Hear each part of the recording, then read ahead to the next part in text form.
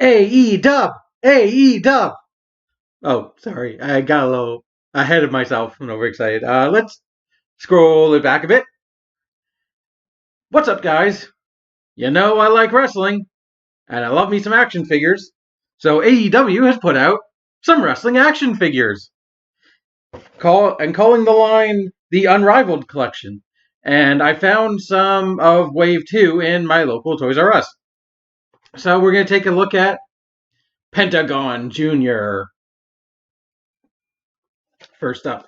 Yes, we've somehow missed Wave 1. I don't know. I guess we don't get figures of Cody Rhodes and the Young Bucks and Chris Jericho, and I forget who else they put in Wave 1, but we have Wave 2.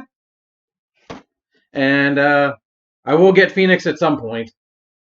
Or, I can't roll my R's, Phoenix. But yes, here's the packaging. I like the theming of the white and gold. Very nice. AEW. Got a picture. He's number 14 in Series 2. Love that smirk. That's sort of just Penta's facial expressions. He got his name, Pentagon Jr. Obviously, the AEW logo. The AEW logo with a bigger picture of Penta. And on the back, you have a picture from a match. What was this? Oh, yes, Double or Nothing. They put that pay-per-view free on YouTube, and I watched the whole thing. And this match was, versus the Young Bucks for the AAA tag team titles. Because AEW has a working relationship with AAA. And you get a Penta sort of autograph. Don't know if it was done by him, but it has his name, Penta. Well, his kayfabe name. I don't know. We don't actually know what Penta's real name is because it's never been revealed. Neither Ray Phoenix, but and there you get to see the rest in the Wave 2. You get 6 figures, 3 heels and 3 baby faces. I want that John Moxley figure so much just because it comes with the title, but nope. So yeah. Well, it says Unrivaled. This is definitely designed to rival the where's one of them, the closest one I have on me. In this bag somewhere. A current figure. For example, yeah. Come on. Like this Elite Collection Kurt Angle. So, call him Penta, call him Pentagon Jr., call him Pentagon Dark, call him Penta El Zero Miedo, which translates to Zero Fear. Whatever you want to call him. I completely forgot what the point of that was. Oh well. I think I definitely know. My first real not an interaction in a way, like my first experience with Penta was in Lucha Underground. I didn't actually know anything about Penta before that. I didn't even know he and Phoenix were brothers because Lucha Underground never mentioned it at all. At least from what I saw, the clips I saw. It wasn't until the WCPW World Cup where they actually mentioned the two's, like the fact that 2 were brothers. I'm like, oh, they're brothers. It's like I did not know that. I'm trying to open this box. There we go. Ooh. No. Wait, what the heck? Where? How does this box open? Ugh. Come on. Is the plastic literally? Oh. Come on.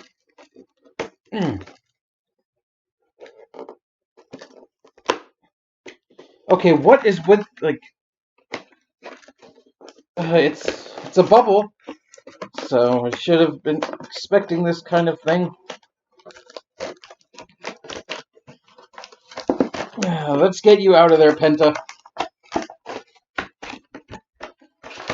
And also, I guess we can mention.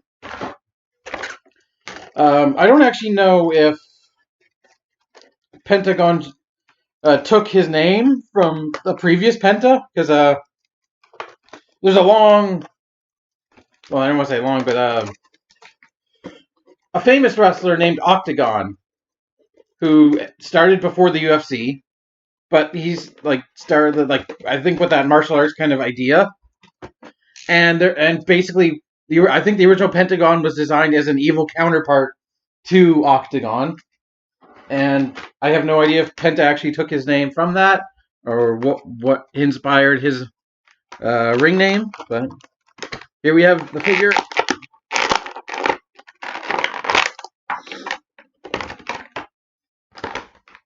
I forgot one of his nicknames, the Lord of Lucha Libre, which was which he christened himself recently on AEW Dynamite. Ooh. Alright. I'm gonna swap his hand. Yeah, okay. We'll keep that hand just for...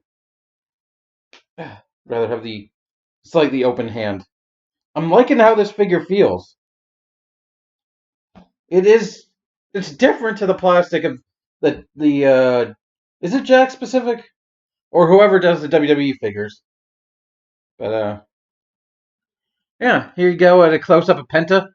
I like how in the promotional pictures on the box, he's not sticking out his tongue, but the action figure is sticking out his tongue. And I just really like Penta's look, really, and his whole wrestling style, because he's one of the, I'm going to say, standout, to me at least, on Lucha Underground. I love the whole Zero Miedo thing, because it's very much a chant you can incorporate with the crowd. And as often he would go up to fans, at least when he's playing a babyface, and like do it with them, sort of a fist, but instead it's zero miedo in each other, which literally I've said before translates as zero fear. So this is, I believe, AEW's only action figure range right now are the Unrivaled collection. And I'm liking him already. I'm liking the feel of him. No joint, honestly, feels too tight. The plastic doesn't feel stiff. It's honestly a little soft at places, like the joints, but I don't think that'll be a bad thing. I think it'll be less prone to breakage, I hope.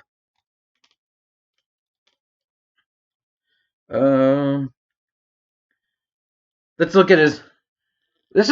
You can tell this was an early in AEW, because recently Pentagon adopted a patch over one of his eyes on his mask, and he's been wearing that for a while now. So this, 2019, just about the start of AEW. Yes, because the company's been less than 2 years old. So yeah, what did Double or Nothing? 5/25. Oh yeah, May 25th. Okay, 2019. So that was what Double or Nothing was. I think the second or third pay-per-view they did. I think they did All In, All Out, and Double or Nothing, because they love the casino theme. Oh, and I just popped the ball joint. I guess if you want to remove this, all right. I mean, let's give a good shot to all his tattoos. And honestly, Penta's one of the only ones I've seen who makes the arm break look realistic. Because if you watch Lucha Underground, that was his gimmick, and he still uses it now. But it was one of his main gimmicks in Lucha Underground was the fact that he would snap an opponent's arm back after the match, significantly hurting their arm. And there was one storyline where he was attacked by a group of hot girls, hot Asians, the Black Lotus triad, and also El Dragon Azteca Jr., who's Rey Mysterio's cousin, and they both did the arm snap to each of his arms, but like they couldn't pull it off convincingly because like they had to jump back, and there was like, I'm getting overly nerdy now, but there was like too much distance between his arm, so it, to my mind, it never looked realistic. Penta, the one that definitely, if I'm thinking of the worst one of those, god, it was definitely Shane Strickland on Matt Riddle, where he put his arms behind his back and stomped on him, and that snap is like, but damn, it looked realistic. Other than his nice mask, everything's well done. I picked up, I think, Penta first because a mask means you don't have to do facial scanning, so it's a lot easier to get it more accurate. Yeah, when compared to something like that, which is an unfortunate face to be stuck in. And unfortunately, his only accessory is his hand, is the Zero Miedo hand. Zero. But it's still nice to have a hand to be able to do that. Anything else? We'll look under his his skirt. Up shot, up skirt.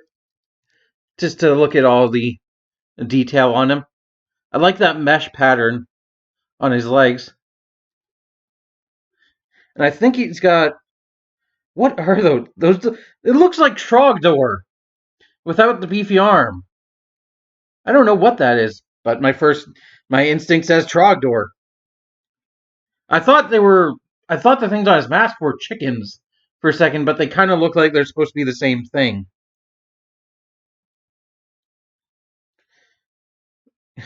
Yeah, that's like my only guess is Trogdor. Maybe he's a really big fan. Trogdor and without his beefy arm. But I guess we'll talk articulation because that's the only other thing to talk about on these kind of action figures. So heads on a ball joint, go around, go up and down, side to side, shut up stomach. Universal joint at the shoulder, go all the way out, slightly ratcheted, faux ratcheted. It's a nice sound. Bicep swivel, double jointed elbow, also on faux ratchet.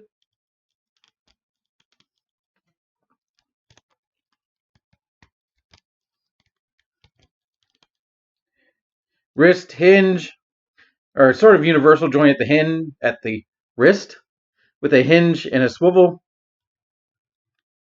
You've got two joints in the torso, one at the top, a ball joint at the top, and a ball joint at the bottom, which, as we saw earlier, popped out. So you can get quite a bit of motion. Another thing I like about Penta is the fact that he, is luchador, like lucha libre focused, but also incorporates power moves into his offense, which makes him quite a bit fun to watch. Because I know the god of lucha libre, Rey Mysterio. Rey Mysterio never did it for me as much because he couldn't do the big power moves. Like, unfortunately, he was more often than not facing somebody much bigger than him, so he couldn't pull, like, his main arsenal was Hurricane Ranas and things like that, and like, it's nice, but like, I don't know. It doesn't do it for me as much as Penta does. Hips can go forward, can go back. Obviously, it's a slightly smaller. Yeah, definitely. Yeah, I'd say Penta has a smaller ass than Kurt Angle. But just molding wise, it can go straight back about that far, and then you have to go to the side, which can go all the way. Also, as I was talking by thigh swivel, One of my favorite things Penta does is when he puts his opponents on the ropes and like pats them down and just goes open hand palm right on their chest. Like the sound it makes is like, oh, that's it's such nice. Double jointed knee.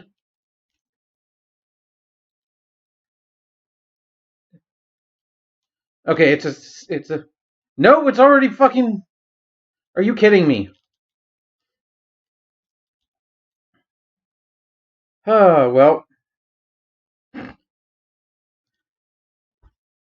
Huh. Yeah, that snapped right right away. All right. Well, I will fix that. Probably. Yeah, I'll have to get my super glue now. You do get a boot swivel, and you get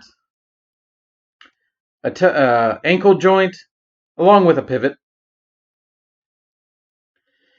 So I was gonna. Oh my god, I was gonna recommend him.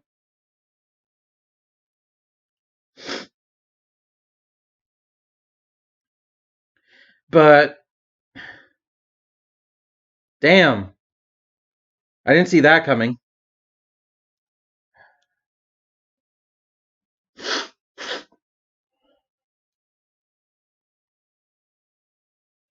Hmm. How am I gonna fix him?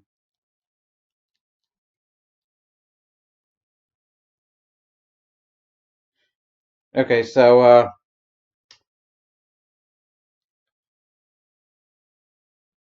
okay. I mean, for figure of Penta, don't take the leg break. Pretend it's kayfabe. It's kayfabe injury. But yeah. Other than that, um, do I recommend him? I mean, if you want to figure Penta, it's the only way to get him, and hopefully you're that won't happen to you.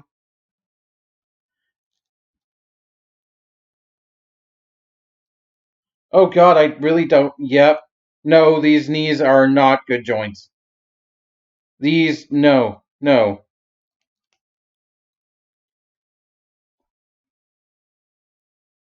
Oh, that absolutely sucks.